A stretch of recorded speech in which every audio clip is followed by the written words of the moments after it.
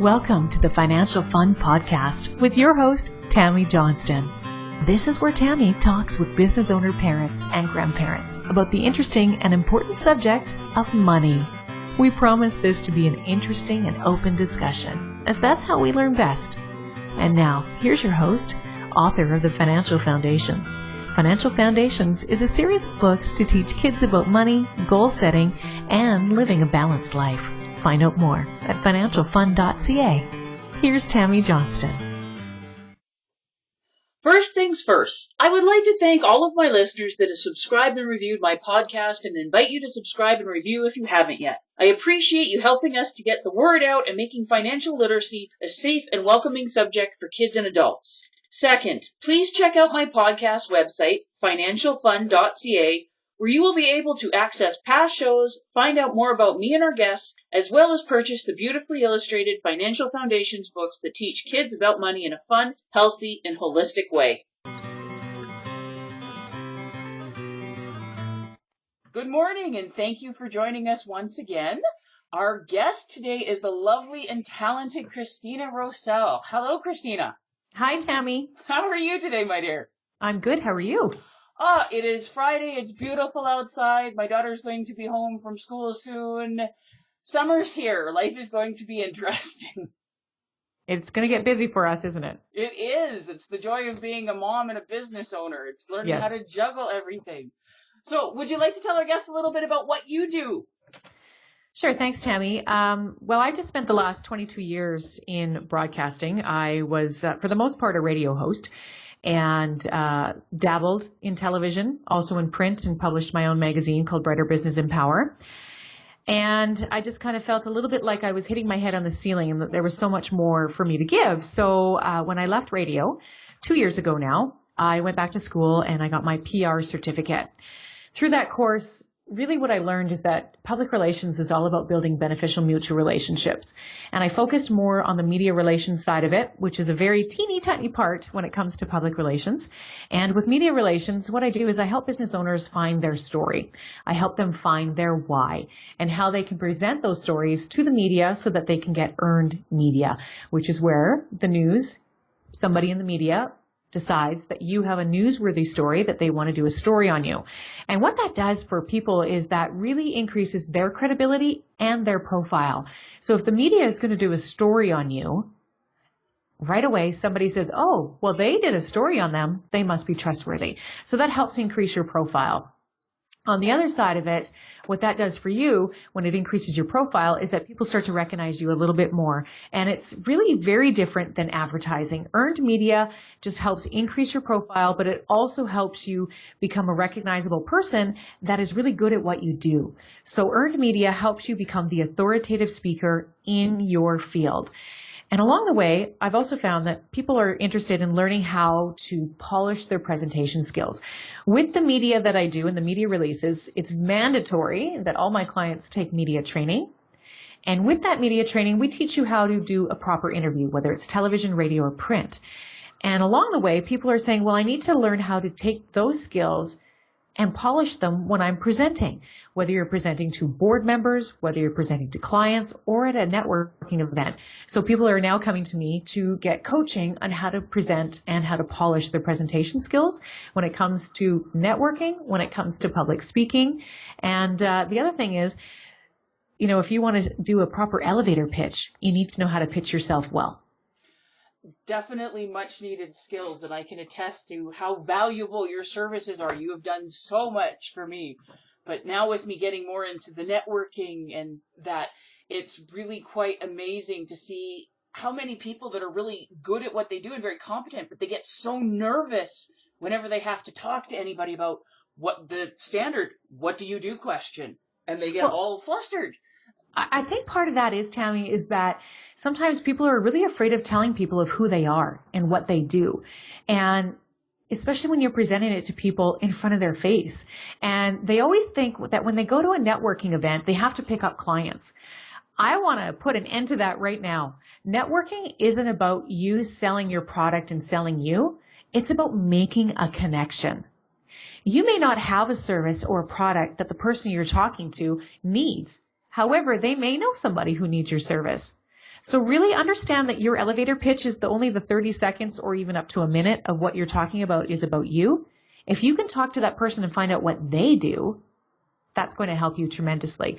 But what if you're on the other end of it and that person is trying to find out what you do? You need to be prepared to tell your story. And that's where when we find, when we do our press release, especially when it comes to a product is very, very hard to find the story that's going to go into the media. So if you're doing a press release needs to be three things. It needs to be 1, newsworthy. 2, it needs to evoke emotion. And 3, it needs to be of value to the readers, viewers, and listeners. So now you've got this product. Say you sell a can of soup. Let's make it as simple as a can of soup. How is that can of soup newsworthy? How does it evoke emotion?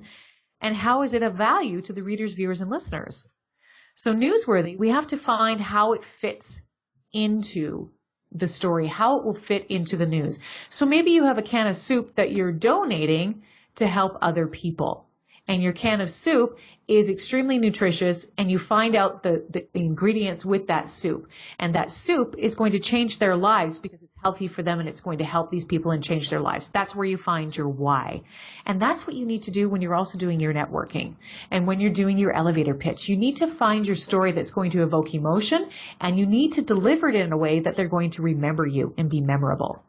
I think those are also skills that every person, especially every kid, needs to learn, for the simple fact, when they're going job hunting, so many of them have no idea how to sell themselves or to differentiate themselves in a positive way. I think those are skills that we need to be teaching them in school. And it's all about building confidence, too, in what you're doing. You are really good at what you do. You just need to be able to sell it to somebody else to say, yeah, I'm really good at this. And that's all about building confidence. And then that's that part about public speaking and getting up in front of people and showing them that you have this confidence. You're really good at being a plumber, but how do you tell everybody that you're really good at being a plumber? People have a hard time in selling themselves and in selling, the great things that they have to give. So you have to find that confidence. And how do you do that? You just keep doing more of it. Practice, and you record yourself, right? Practice, practice, practice. And you're a mom, so tell us a little bit about your family situation. So I have 2 little boys, 6 and 8, growing up very, very fast. My oldest will be 9 this summer. Very busy lives. Holy Hannah.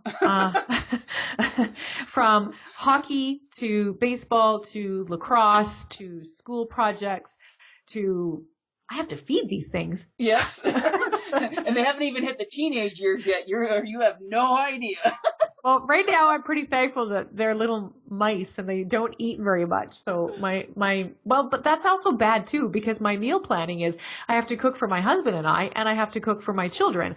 2 different meals, and everybody says, as a mother, you should never do that. Well, you know what? I choose my battles, and if I have to cook macaroni and cheese and we get steak and lobster, so be it.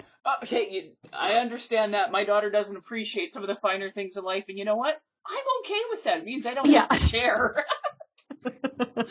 Steak and lobster would be like totally, she'd be turning her nose up, and I'm going, great, pork, Dad and I. Right. And really, the hardest part I find is staying at home and working. I used to go to the office. I used to go to the radio station, and, you have what you do and your show runs this way, and it's, you have a schedule. So now I'm at home and I see that things need to be put away. I need to do laundry. I would say even within the last 2 months, started to find my structure, and finding that structure is really hard to stick to. So the kids, now that my children are full-time in school, which makes a big difference, I have that window of where I need to schedule out what I'm doing every day, and I'm just trying to get on track. But I have a great cheerleader in the back of my pocket, and her name is Tammy, and she keeps me on track too. And that's what I think everybody needs. Everybody needs a Tammy. Everybody needs a cheerleader that reminds you that you need to do this, this, and this in a nice, polite, forceful way that Tammy does. As I've been described, I'll hold your hand and kick your ass, whichever is needed, and sometimes both at the same time. It's true, absolutely. But we all need to have a Tammy, whether it's a business coach, whether it's a husband, whether it's a boyfriend, girlfriend, spouse, child, mentor. We all need something that we can fall back on where they're making you accountable for what you're doing. Well, yeah, and it's just, no matter how experienced you are and how long you've been doing things and all this stuff, you're going to hit those rough patches and you're going, oh, why am I doing all this? When all the demands of being a parent and a business owner and everything else go, you need to have those emergency numbers going, okay, help get me through this. Remind me why I'm doing this. Right. So wonderful. So now that you're a mom and stuff, when you look back on your childhood, what are some of the biggest money lessons that you learned when you were a kid, just through observation and experience? Money lessons? Money lessons. I would have to say, for me, the biggest lesson that I learned being a parent now was that I wished my parents would have talked about money. I mean, we didn't have a lot, and we had a big family, and we had a split family, but really, I wish they would have talked more about money and how money works and what I needed to know when I left home, because I had no idea. I didn't know anything about taxes. I didn't even know how much I should make. I didn't know. Seriously, Tammy, I knew nothing. When I had my first job and I made $24,000 a year, I didn't know if that was good or bad. Yeah. I didn't know the cost of things. And I wished my parents would have told me that. And that's what I teach my children now. I try to teach them the value of money. I try to teach them even the value of $1. And that's very, very much needed. One of the main reasons why I have my books and why we're doing this is because money is such a taboo subject. And we want to raise our kids to be successful and have these life skills to go out into the big world. But we never talk to them about money. We shelter them from it. They don't know, like, what does it cost to run a household? Like, right. Keeping the lights on and the water running and the roof over the head. They have no idea because mom and dad look after everything. Kids don't need to worry about it. Well, no, they don't need to worry about it, but they need to have an understanding. I think one of the hardest part, though, is figuring out at what age what they understand and how to talk to them in terms that it's going to make an impact in their life. For us, we buy boxed waffles, right? Mm-hmm. Frozen waffles. And they've gone up so much in price. When I first started buying these, I remember a box of 48 waffles was $8. They are $15 now. Oh my. So we've broken it down to how much it costs per waffle. And when my kids don't eat that, I'm like, there's, so much money in the garbage. That helps them understand the value of it.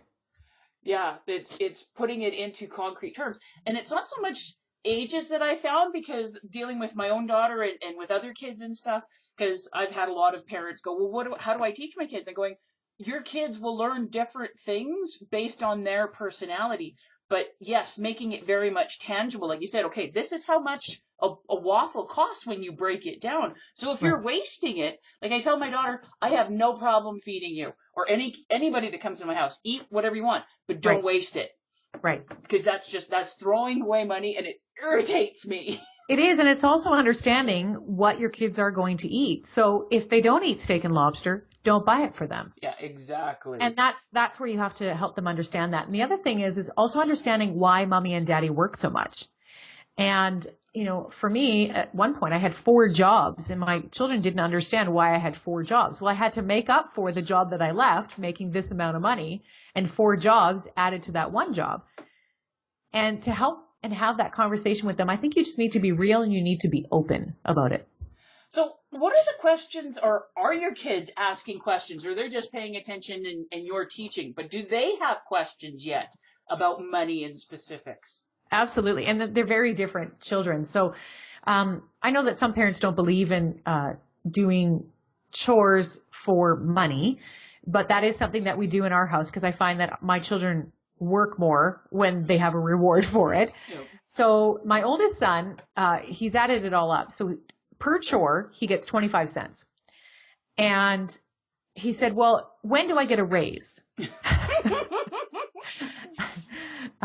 First off, he actually complained about actually only getting 25 cents. And I said, well, I'm putting these dishes away. Guess how much I'm making? Yeah. I said, nothing. So you're making more than I am by doing this. So he was really smart about it. I said, okay, I will give you a raise. I will double your salary. So 50 cents per chore if you do your chores every day for 2 weeks without being told. And how's that working? Done. He did it. Oh, you gotta like the ones that are financially motivated. So now he's really good because he's excited because he gets 50 cents per chore. Whereas my little guy, he's also quite smart because he knows they now have bank cards and he knows that he has money in the bank. However, he just wants to spend it all. And he doesn't care that he doesn't get more money for chores because he has X amount of dollars in the bank. Oh. And then once that's gone, he knows that somebody's just going to replenish that and he's going to get money for birthdays. And he's a little bit more of a struggle. So I'm trying to figure out how I'm going to make this kid understand this a little bit more. But again, he's only 6. So 6 and, 8, big difference. Yes, especially at that age, like every month is a big difference for maturity and learning and all of that.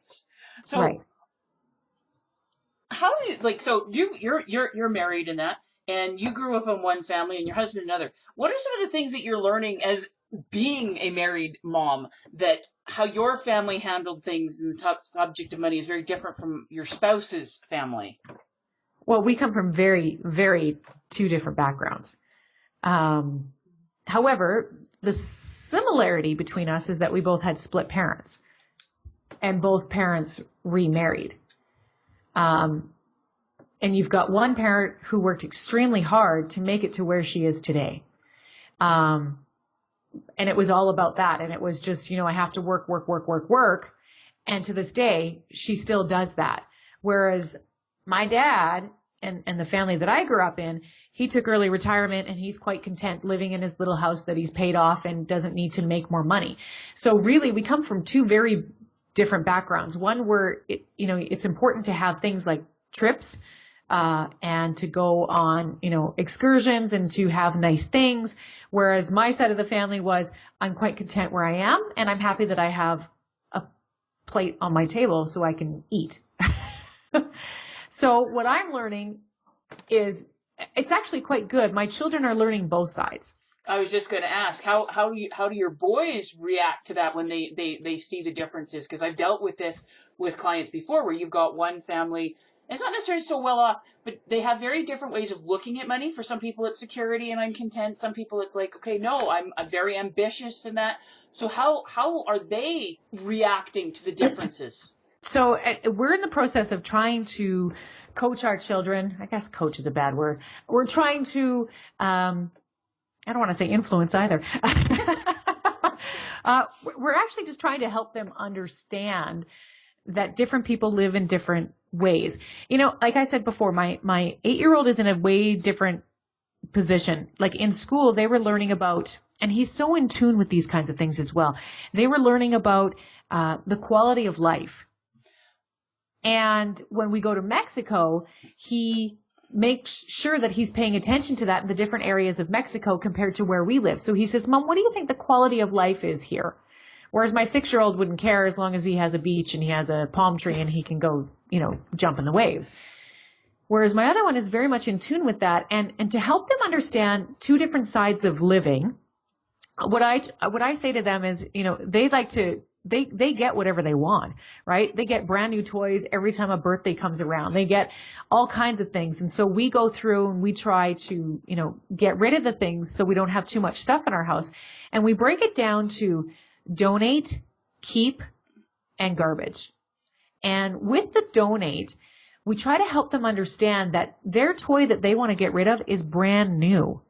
And there are children who do not get brand new toys. And it's not a bad thing to have an old toy to make it new again. Yeah. And that's what we try to do with them, is that sometimes if they're not playing with something, we'll put it away and then we'll bring it back again so that we don't always have to buy new, because they're going to get it anyways. And to see those 2 different sides, I mean, my husband always likes to have things that are new and are in good working order, whereas I don't mind buying secondhand. But when, it's hard. It's a hard balance between the 2.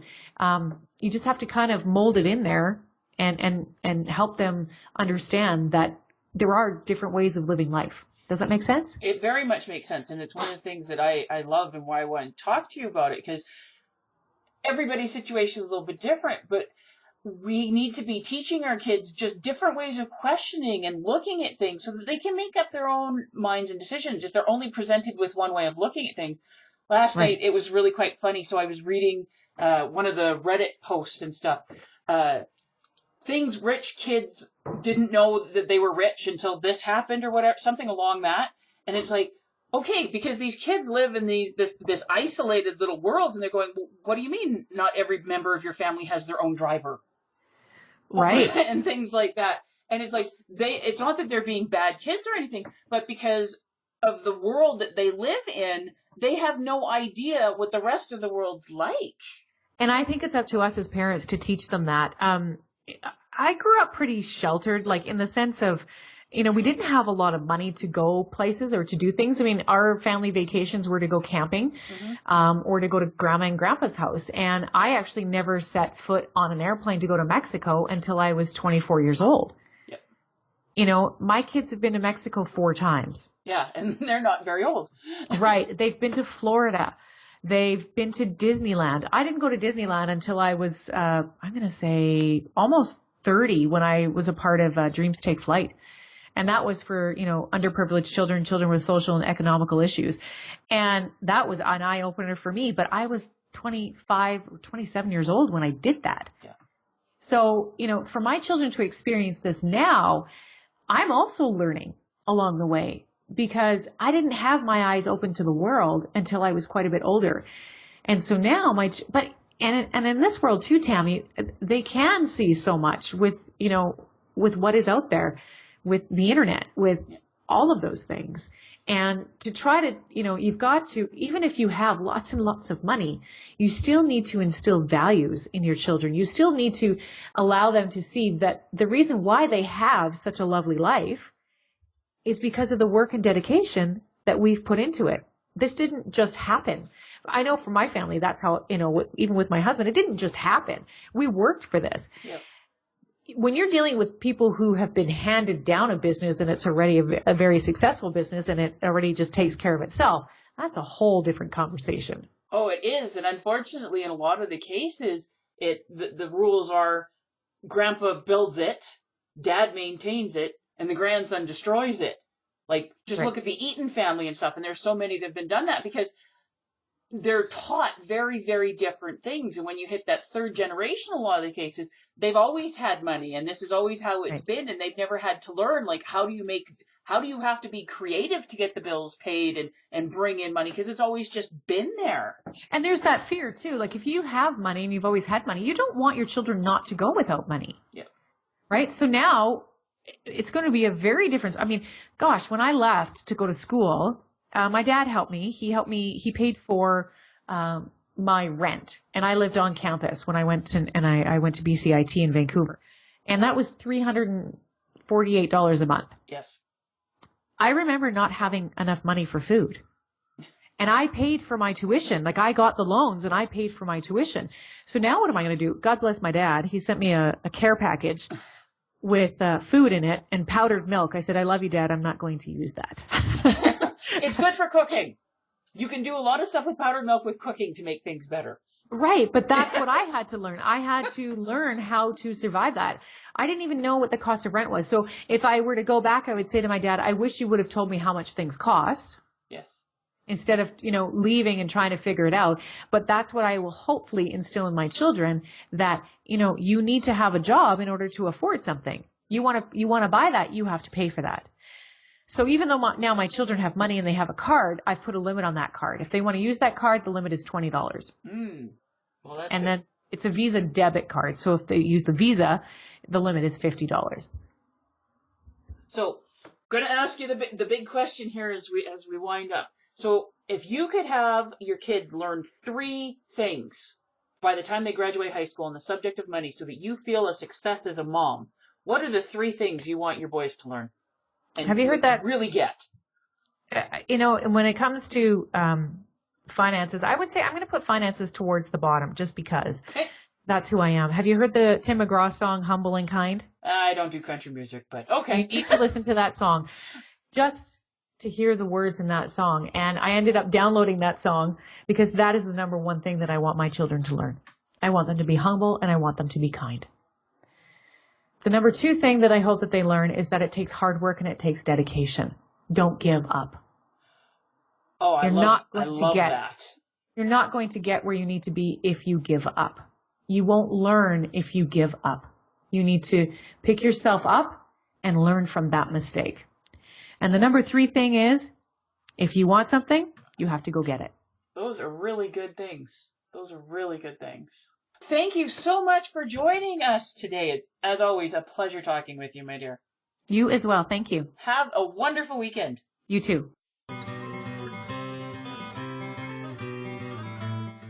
Before we leave each other, I would ask all of you listening to please subscribe to and rate my podcast. A review would be most appreciated, and feedback is always welcome. Whether it be a comment, future topic suggestions, and or questions you or your kids would like to have answered in the Ask Tammy column on the financialfund.ca website.